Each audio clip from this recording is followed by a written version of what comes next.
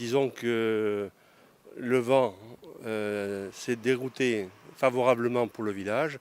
Il est passé au-dessus du village et finalement, grâce à l'action des pompiers et leur travail et le courage sûrement, parce qu'il y a eu des contre-feux pour éviter que le feu descende sur le village et d'enflammer tout ce maquis, le pire est passé, voilà.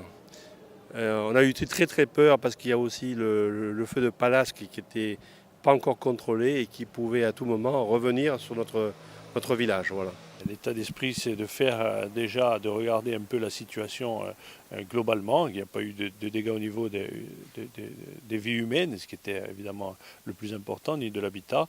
Maintenant, il y a un constat de grosses difficultés chez certains agriculteurs, notamment chevriers et vacher. Donc, à partir de là, on met en place pour voir comment on peut les aider rapidement. Est-ce que vous pensez que ça aurait pu être évité?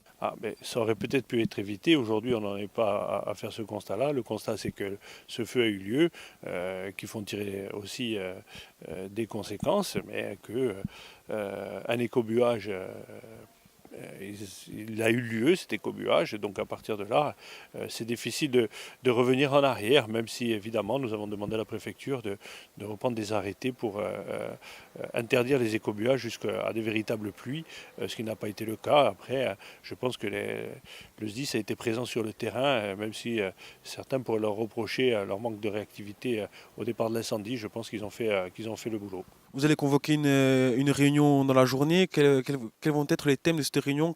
Comment va-t-elle se passer?